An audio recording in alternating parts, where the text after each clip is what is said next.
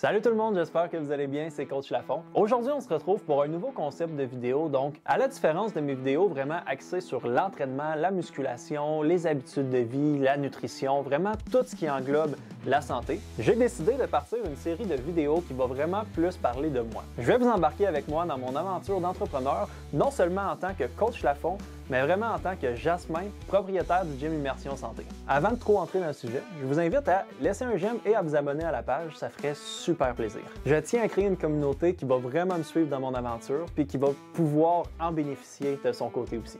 Pour ceux qui ne me connaissent pas personnellement, la vidéo d'aujourd'hui est vraiment axée sur mon passé et qu'est-ce qui m'a amené jusqu'où je suis rendu aujourd'hui.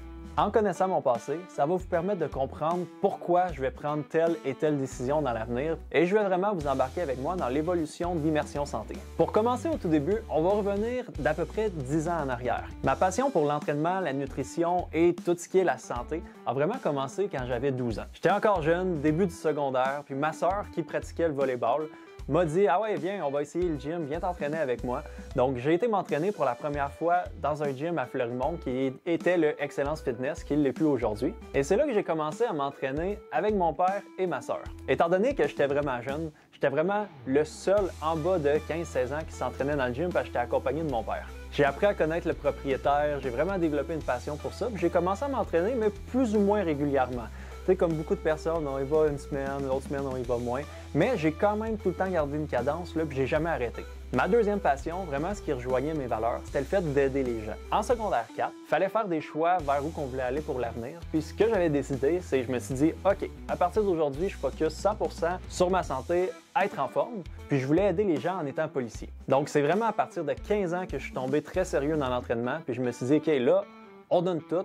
J'ai des tests d'admission à passer l'an prochain, donc faut que je sois en santé, faut que je sois en forme. Au bout d'un an, après avoir été accepté pour les tests vraiment plus théoriques, j'ai été invité pour les tests physiques. Dans les tests physiques, il fallait faire de la course, il fallait faire un parcours à obstacles, du bench, des pull-ups, la natation. Donc, il y avait plusieurs exercices différents à faire. Mais j'avais négligé une chose, puis c'était le cardio. Fait que vraiment, la course, c'était pas mon point fort, puis pour pouvoir être accepté, il fallait être bon dans tout. Donc cette année-là, malheureusement, j'ai été refusé, même si j'ai super bien été en musculation, en natation puis dans le parcours obstacle. Mais vraiment, course qui était cardio, le test bip-bip, léger navette qu'on appelle, c'est lui qui a été un peu plus difficile. Fait que j'ai pas perdu espoir, puis je me suis réinscrit l'année d'après pour refaire les tests d'admission. Là, étant donné que j'avais eu une défaite dans quelque chose, je me suis dit non, ça se reproduira pas deux fois. Fait que j'ai vraiment travaillé pendant un an sur mon cardio pour faire le léger navette. Je l'ai pratiqué chaque semaine, 2 fois par semaine pendant plus de 6 mois pour finalement réussir à atteindre le palier 13, ce qui est comme un des plus hauts paliers. Puis à 13, ils nous arrêtent. Donc c'est comme, OK, c'est bon, t'as passé, t'as réussi. Fait que cette année-là, j'étais meilleur dans le bench, dans les pull-ups, tout avait upgradé. Donc évidemment, j'ai été accepté. Ça nous mène de 2017 à 2020. Donc pendant les 3 ans, j'ai complété ma technique policière au cégep de Sherbrooke. Et là, il y a 2 choses qui ont fait tout chambouler. Premièrement, il y a la pandémie qui est arrivée, donc reliée à la COVID. Puis en deuxième, pendant ma dernière année de technique policière, on avait des cours de combat, puis ils faisaient courir beaucoup de nu-pieds. Donc j'ai développé une blessure qui, 4 ans plus tard, est encore présente. Mais ça, ma prochaine vidéo sera 100% dédiée à celle-ci. Donc pendant la pandémie puis ma blessure, c'est là que je me suis vraiment remis en question. Puis pendant que j'attendais pour faire les tests d'admission à Nicolet, parce qu'à la suite de la technique policière, il faut faire un 6 mois à Nicolet pour vraiment plus préparer style des stages pour pouvoir être policier. Bien là, je me suis vraiment remis en question. OK, est-ce que c'est vraiment ça que je veux faire? Est-ce que c'est vraiment vers là que je veux m'aligner? Là, j'avais le côté aussi travailleur autonome de mes parents qui ont toujours été travailleurs autonomes de leur côté, ma sœur qui l'était aussi. Donc c'était vraiment remise en question. OK, qu'est-ce que je fais? Je ne savais plus. Mais ce que je savais, c'est que je voulais continuer d'aider les gens, puis je voulais être dans la santé pour vraiment avoir une évolution sur le monde. Fait que c'est là que je me suis dit, ça pourrait être intéressant de faire entraîneur privé. Donc, malgré ma blessure, j'ai suivi des formations en ligne pour devenir entraîneur privé. En janvier 2021, à la fin de la pandémie, j'ai contacté le propriétaire du Excellence Fitness où j'ai pu travailler pendant 1 an et demi. Pendant ce temps-là, j'ai quand même été faire mes tests d'admission à Nicolet que j'ai passé. Mais étant donné que ma carrière était comme bien commencée, bien ancrée, puis que je voyais l'évolution là-dedans, j'ai décidé de mettre policier de côté pour me consacrer 100% au travail d'entraîneur. Quand j'étais entraîneur, j'avais un loyer qui était très cher à payer tous les mois. Donc avec ça, il a fallu que je travaille pour le gym, que je fasse ma visibilité. Vraiment, je suis parti de zéro, mais j'ai quand même réussi à me créer une clientèle puis aller chercher un bon roulement. Mais avant même d'être entraîneur, je me disais dans ma tête, OK, je veux pas seulement être entraîneur, je veux pouvoir faire une coche de plus. Vraiment aider les gens de la façon que je veux puis apporter toutes mes valeurs dans ça. Donc je me disais déjà là, OK, l'idéal ce serait que je crée mon propre gym, que j'amène mes valeurs avec moi, puis vraiment que je puisse focusser sur ça. Donc j'ai commencé à acheter des machines sur le côté que j'ai entreposées chez moi, que j'ai entreposées chez mes parents, à l'entreprise de mes parents. Donc quand je trouvais des bons deals, j'achetais les machines, puis je les stockais. J'avais pas un budget qui était énorme pour pouvoir tout acheter non plus. Donc c'était vraiment du magasinage. Je passais des heures chaque jour sur Internet, Kijiji, Marketplace, les packs pour trouver des annonces. Puis quand j'en trouvais une, j'étais comme go, je m'en vais la chercher là. Après la pandémie et pendant la pandémie, c'était tellement demandé des équipements de gym que c'était très difficile à trouver. Puis les prix, c'est vraiment pas donné non plus. Pour vous donner une petite idée, une nouvelle machine est aux alentours de 6 à 7 000 $. Donc, ce que je magasinais, c'était des machines qui étaient reconditionnées. Des entreprises qui achètent des gyms qui ferment, renippent les machines, donc peinture, tissu, les remettent à neuf. Donc, du métal, ça vieillit pas. Puis après ça, ils les revendaient même pour le quart du prix. Donc, de cette façon-là, j'ai été capable d'avoir du bon matériel pour moins cher. Puis là, un an après avoir commencé à entraîner, j'ai commencé à regarder un petit peu pour des locales à louer. Donc, je suis allé en visiter, je suis allé voir qu'est-ce qui serait intéressant. J'avais pas un budget qui était énorme non plus parce qu'une location, c'est très cher. Donc, je regardais pour plus du 2500, 3000 pieds carrés. Commencer un petit peu plus petit, puis avec le temps, évoluer pour grandir la superficie du gym.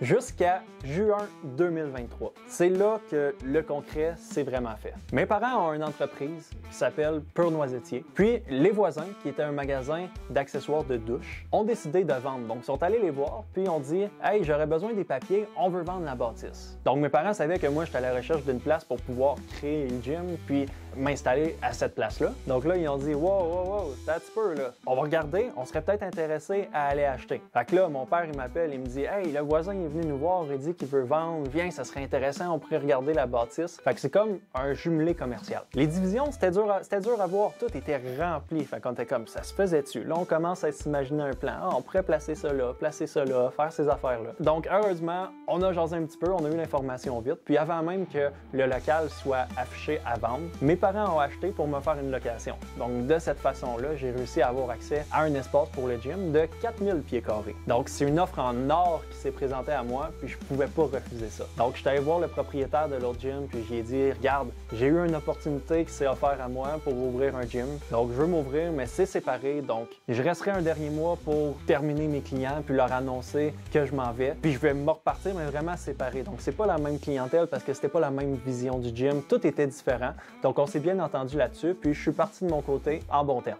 Pendant quasi 2 mois, on a travaillé comme des fous tous les jours pour rénover le local. Donc, ça a passé d'un local rempli avec des fausses divisions qu'on a dû démolir, on a dû rebâtir par-dessus, qu'on a vraiment refait à 100% à l'intérieur. On a travaillé avec un architecte pour pouvoir faire les dimensions, quelles dimensions qu'on voulait, combien de locales pour des thérapeutes, pour des entraîneurs, quelle grandeur ça prend pour les vestiaires, est-ce qu'il faut des douches, donc là ça prend des plombiers, ça prend des électriciens pour refaire tous les circuits électriques, fait que c'est beaucoup de travail, mais on a réussi en dedans de 2 mois à tout réaliser au complet. Ça a été les 2 mois les plus intenses de ma vie, probablement ceux de mon père aussi, parce qu'on se levait des fois à 6 h le matin pour venir travailler, pour pouvoir aider les contracteurs qu'on avait engagés, puis on terminait des fois à 2-3 h du matin tellement qu'il y avait de tâches à faire, mais on était quand même limité dans ce qu'on avait le droit de faire, vu qu'on était dans du commercial, donc il faut faire attention. Mais ça a été 2 mois hyper intenses, puis finalement, le résultat est juste incroyable ce que ça nous a donné. Un beau 4000 pieds carrés de gym avec 4 bureaux pour des thérapeutes, mon bureau que je suis en ce moment en tant que coach, puis un autre bureau de coach là, qui est partagé entre 2 coachs en ce moment. Pour finalement, en octobre 2023, ouvrir le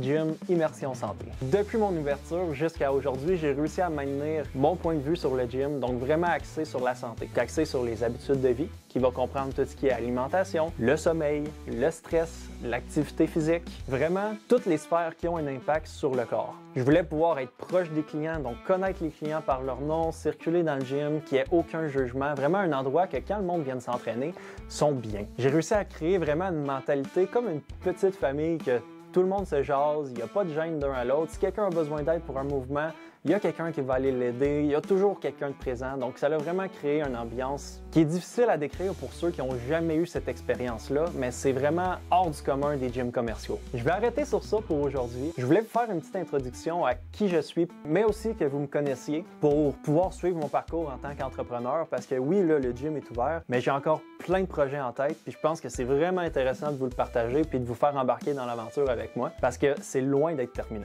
Comme j'ai mentionné plus tôt, la prochaine vidéo va être 100% dédiée à mes blessures que j'ai en ce moment, puis que peut-être que j'aurais pu bientôt. Donc, je vais vous expliquer mon cas, de où je suis parti, qu'est-ce que j'ai dû faire pour arriver jusqu'à ce que je suis aujourd'hui avec mes blessures, puis réussir à passer par-dessus ça, puis malgré ces blessures-là, continuer à avancer, continuer à garder la tête haute.